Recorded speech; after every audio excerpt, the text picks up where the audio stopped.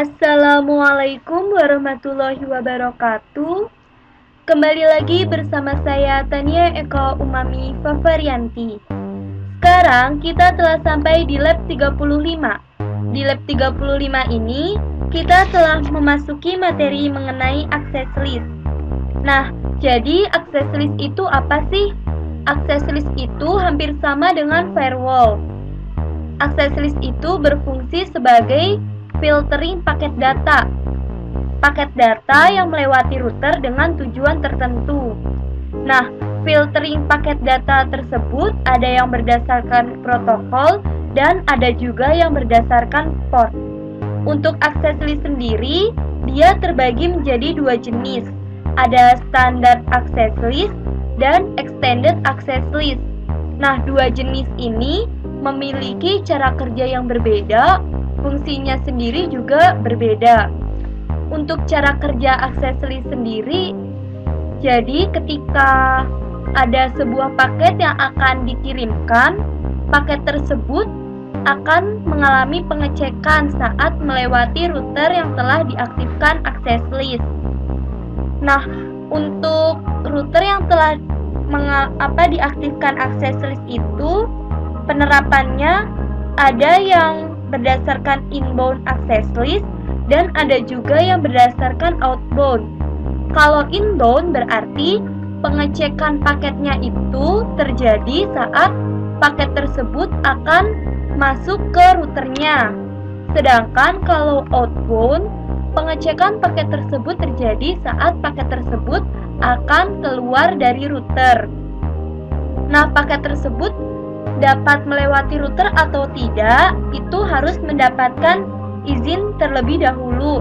Nah, di sini itu ada permit. Permit itu artinya paket tersebut diperbolehkan untuk melewati router. Sedangkan kalau di ini, itu berarti paket tersebut tidak diperbolehkan untuk melewati router. Untuk pengecekan access list sendiri, itu dilihat dari atas ke bawah. Jadi, kalau kita akan membuat rule untuk access list, itu pastikan rule tersebut kita buat berurutan. Jadi untuk rule pertama kita tulis di paling atas, dilanjutkan dengan rule-rule berikutnya. Untuk penerapan access list sendiri, dia terbagi menjadi dua jenis.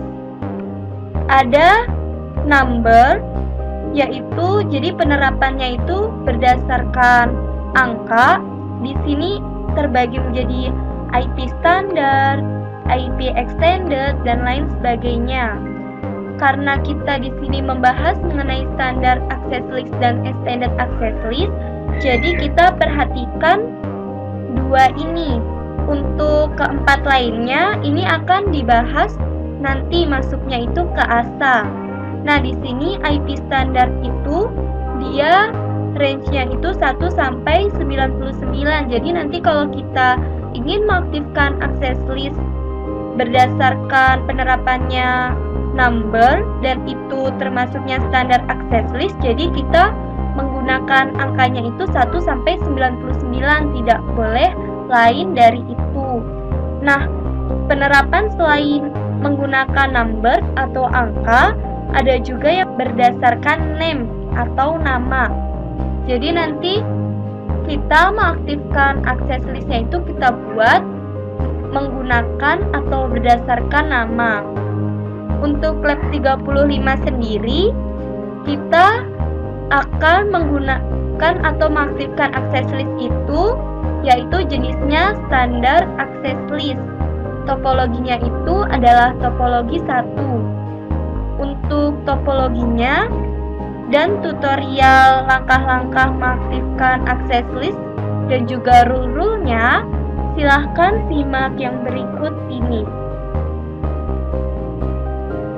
Nah, ini adalah topologi yang akan kita gunakan. Untuk lab 35 ini, access list-nya itu tentang block ping. Jadi nanti simulasinya, PC1 ini tidak dapat melakukan ping ke server. Sedangkan PC2 dapat melakukan ping ke server. Yang pertama kita lakukan adalah mengkonfigurasi IP address-nya terlebih dahulu.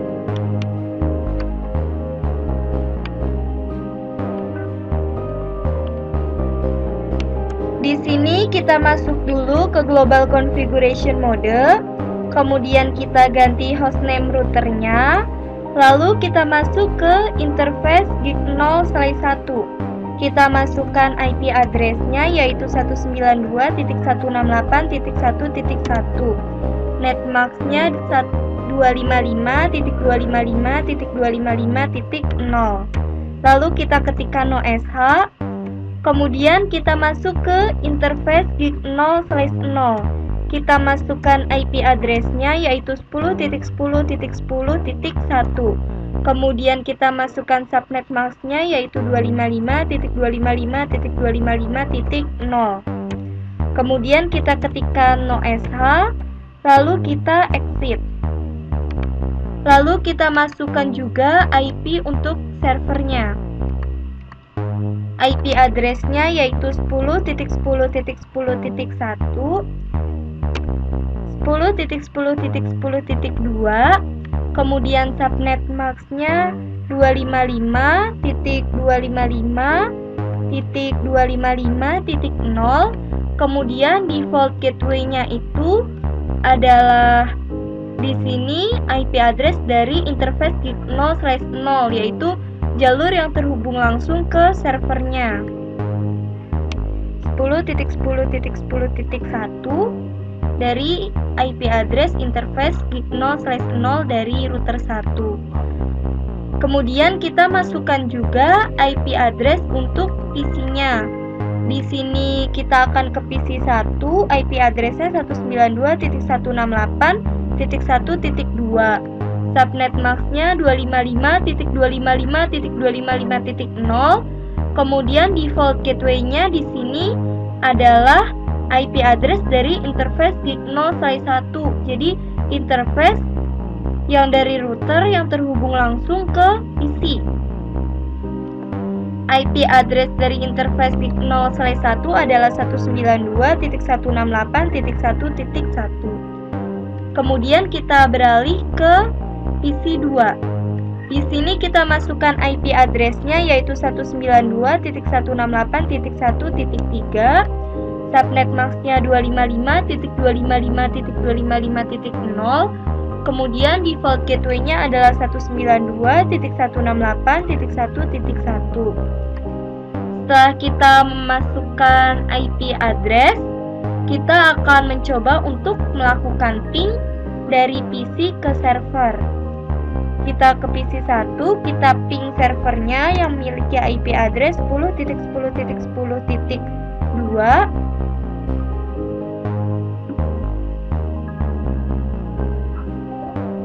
Nah, pingnya berhasil. Kemudian kita coba juga ping dari PC 2 menuju server 10.10.10.2. Nah, pingnya juga berhasil ditandai dengan kata reply. Setelah itu, kita akan mencoba untuk mengaktifkan access list berdasarkan simulasi ini. Kita ke router 1, karena di sini kita nanti di lab selanjutnya akan topologinya itu hampir sama dengan lab 35 ini. Kita akan menyimpan konfigurasi IP address-nya terlebih dahulu, supaya nanti kita tidak perlu mengkonfigurasi IP address lagi. Nah, biasanya kalau kita akan menyimpan konfigurasi itu menggunakan WR atau copy running config ke startup config. Tapi di sini kita ingin startup-nya itu masih kosong atau fresh, jadi kita akan mengcopy atau menyimpannya itu ke flash. Nah, kalau kita menyimpan ke flash itu, nanti kita selain bisa menentukan sendiri namanya, kita juga bisa merestore hasil penyimpanan kita tersebut. Nanti kalau kita menggunakan jumlah networknya itu sama.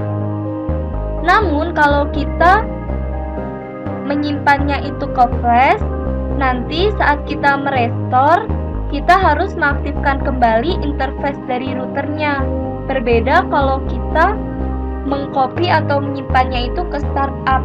Kalau ke startup kan dia interface-nya langsung aktif. Namun kalau kita mengcopy-nya ke flash, dia interface-nya itu dari awal, jadi dari dalam keadaan mati. Nah, nanti saat kita akan menggunakannya, kita harus menghidupkannya dulu.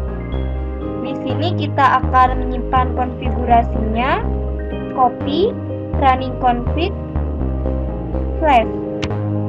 Lalu kita ketikkan namanya, contoh ipconfig. Setelah itu kita lihat.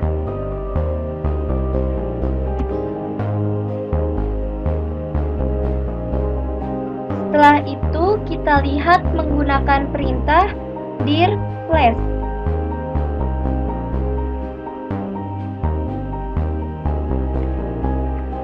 Nah, di sini hasil konfigurasi IP address kita telah tersimpan di flash. Kemudian kita akan memulai konfigurasi untuk mengaktifkan access list-nya. Di sini dia yang dipermit atau diperbolehkan hanya PC 2. Jadi di sini kita ketikkan access list karena di sini kita menggunakan standar access list dan penerapannya itu berdasarkan number. Jadi di sini kita pilih 1. Nah, untuk penamaannya ini boleh 1 sampai 99 karena di sini kita menggunakannya standar. Lalu kita ketikkan permit untuk yang diperbolehkan, lalu hostnya. Host yang diperbolehkan untuk melewati routernya, yaitu PC 2. IP address dari PC 2 sendiri adalah 192.168.1.3. Kemudian kita akan masuk ke interface-nya. Karena di sini dia PC 1 tidak dapat melakukan ping ke server dan PC 2 dapat melakukan ping ke server. Dan server ini berada di luar router. Jadi kita menggunakannya itu outbound, bukan inbound. Kalau kita menggunakannya inbound, kita tujuannya itu ke router. Karena kita tujuannya ke server, jadi kita menggunakan outbound. Nah, untuk interface-nya sendiri di sini yaitu interface-nya gig 0/0. Kita masuk ke interface gig 0/0. Kemudian di sini kita ketikkan IP access group karena di sini dia access list-nya 1, jadi di sini access group-nya itu 1. Kemudian dia menggunakan penerapannya itu outbound. Lalu kita exit. Kemudian kita akan melihat access list-nya. Do show access list.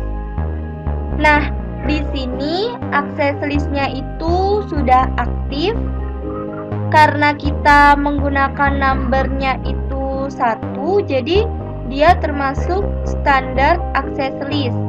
Nah, untuk yang dipermit itu hostnya 192.168.1.3 atau PC 2. Lalu kita akan mencoba untuk melakukan ping. Di sini kita pertama akan mengeping dari PC 2 ke server. Nah, di sini PC 2 dapat melakukan ping ke server. Jadi harusnya PC 2 ini pingnya berhasil untuk ke server. Ping IP server 10.10.10.2 dan ternyata di sini pingnya berhasil. Kemudian kita akan mencoba melakukan ping dari PC 1 ke server. Di sini kan PC 1 tidak dapat melakukan ping ke server. Jadi harusnya di sini PC1 tidak bisa melakukan ping ke server. Kita lakukan ping ke server yaitu 10.10.10.2 dan ternyata di sini benar. Jadi PC1 tidak berhasil untuk melakukan ping ke server. Di sini dia destination host unreachable. Berbeda dengan request timeout. Kalau request timeout itu berarti paketnya tidak sampai ke tujuan. Jadi kemungkinan entah kabelnya rusak, IP address-nya yang salah, atau networknya yang tidak ada. Sedangkan kalau destination host unreachable itu berarti jalurnya itu dia terpotong. Jadi dia tidak bisa terhubung. Nah, itulah penjelasan dan tutorial mengenai lab 35.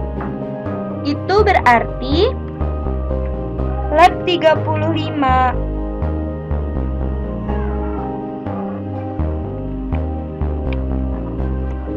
telah selesai. Wassalamualaikum warahmatullahi wabarakatuh.